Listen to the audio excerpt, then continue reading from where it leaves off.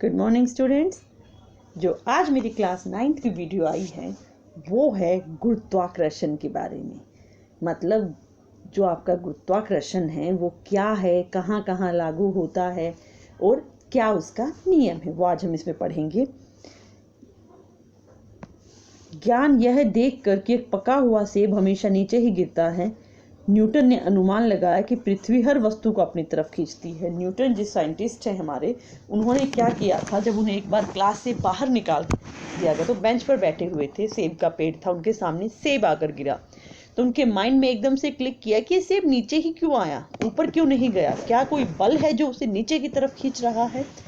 तो इसके बाद उन्होंने इसके बारे में स्टडी करना स्टार्ट किया। फिर उन्होंने देखा कि पृथ्वी जो है सूर्य के चारों तरफ घूम रही है, चंद्रमा पृथ्वी के चारों तरफ घूम रहा है। इसका मतलब कोई ना कोई ऐसा बल है जो केंद्र की ओर खींच रहा है इस बल को, पर दोनों आपस में कभी नहीं टकराते। ऐसे ही हम सूर्य की परिक्रमा करते हैं। इन तथ्यों के आधार पर विश्व में एक वस्तु एक दूसरे को एक बल से आकर्षित करती है जिसे गुरुत्वाकर्षण कहा जाता है। अगर ये एक वस्तु है और ये एक वस्तु है तो ये दोनों क्या हैं, एक दूसरे को एक बल से आकर्षित कर रही हैं जिसे गुरुत्वाकर्षण बल कहा जाता है। चलिए, इसके लिए फिर एक नियम दिया गया था जिसे गुरुत्वाकर्षण का सार्वत्रिक नियम, मतलब यूनिवर्सल नियम था यह आपका ग्रेविटेशन का, जिसमें क्या कहा गया था कि इस संसार में प्रत्येक वस्तु प्रत्येक अन्य वस्तु को एक ऐसे बल से आकर्षित करती है जो दोनों वस्तुओं के द्रव्यमान के गुणनफल के समानुपाती है। समानुपाती क्या होता है? ए समानुपाती है बी, मतलब अगर ए बढ़ेगा तो बी बढ़ेगा और बी बढ़ेगा तो ऑटोमेटिकली ए बढ़ता है। इसे समानुपाती कहा जाता है। तो इन्होंने क्या कहा है, दो वस्तुएं जिसका द्रव्यमान m1 और m2 और उनके बीच के जो बल लगा है वो F होगा। हमारा जो उनका बीच का बल है वो क्या है, F। वस्तु पहली का द्रव्यमान है m1, दूसरी का द्रव्यमान है m2।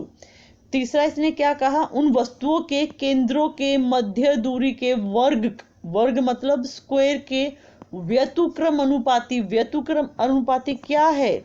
उल्टा संबंध। ए और बी में अगर मैं समझाऊं तो ए बढ़ेगा तो बी घटेगा और बी बढ़ेगा तो ए घटेगा। दोनों में इनवर्स रिलेशनशिप होता है, उल्टा होता है। जो एक पर प्रभाव पड़ता है उसका उल्टा प्रभाव दूसरे पर पड़ता है।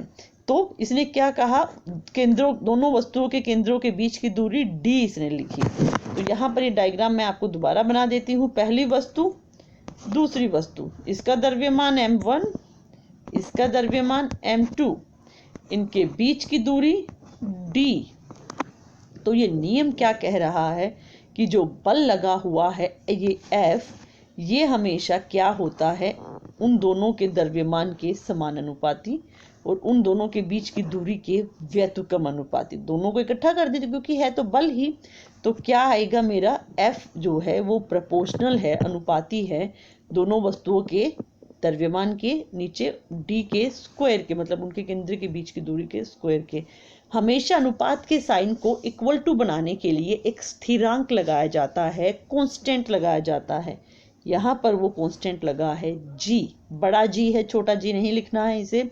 और इसका नाम क्या है, आप देखिए, जो बड़ा G है हमारा, बड़ा G का नाम आप क्या लिखेंगे? बड़े G का नाम, बड़े G का नाम है गुरुत्वीय स्थिरांक। 1 मार्क्स में आता है क्वेश्चन, और इसका मान फिक्स होता है 6.673 इंटू 10⁻⁻11 न्यूटन मीटर स्क्वायर पर केजी स्क्वायर। ये बहुत इंपॉर्टेंट है, इसका मान आपको अच्छे से याद करना पड़ेगा। चलिए अब हम क्वेश्चन से इसको देख लेते हैं। गुरुत्वाकर्षण का सार्वत्रिक नियम क्या है? Universal law. आपको इसकी डेफिनेशन लिखनी है। मैं इसको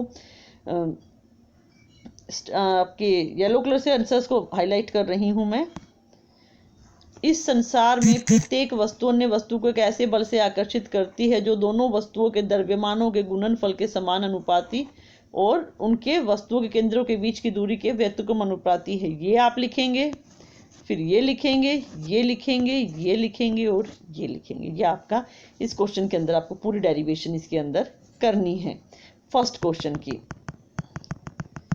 मैं एक बार सारा क्लियर कर दूं ताकि अंडरलाइन वाला पार्ट आपको अच्छे से दिखाई दे। सेकंड में क्या है, गुरुत्वाकर्षण के सार्वत्रिक नियम का महत्व क्या है? अच्छा, ये मैं आपको बताना भी भूल गई थी, ये रहा महत्व।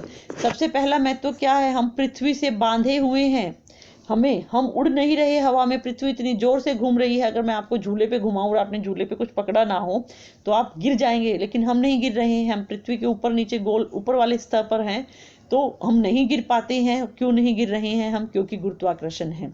दूसरा, पृथ्वी के चारों ओर चंद्रमा इसी कारण गति कर रहा है, सूर्य के चारों ओर ग्रह हम भी इसी के कारण गति कर रहे हैं।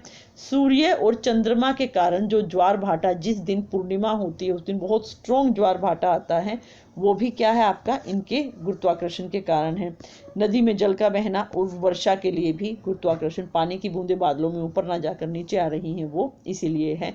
झरनों से पानी नीचे गिर रहा है, वो भी इसी में सहायक है। ये इसका महत्व आप लिख देंगे।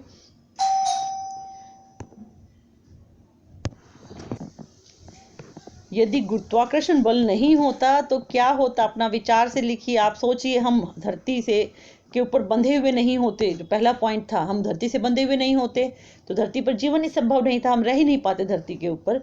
चंद्रमा हमारे चारों तरफ नहीं घूमता, सारे ग्रह हमारे सूर्य के चारों तरफ नहीं घूम पाते, बारिश की बूंदें नीचे नहीं आती, नदियाँ जो है पानी बह नहीं पाता। ये सब चीज़ें आप लिख सकते हैं अपने विचार से। गुरुत्वाकर्षण बल में जी का मान क्या है? जी का मान मैंने आपको बताया भी था, इंपॉर्टेंट है। जी क्या निरूपित करता है? जी गुरुत्व स्थिरांक को निरूपित करता है और इसका मान ये है। आई होप आपको मेरी वीडियो पसंद आई होगी। प्लीज़ लाइक कीजिए और आप मेरे चैनल को भी सब्सक्राइब कीजिए।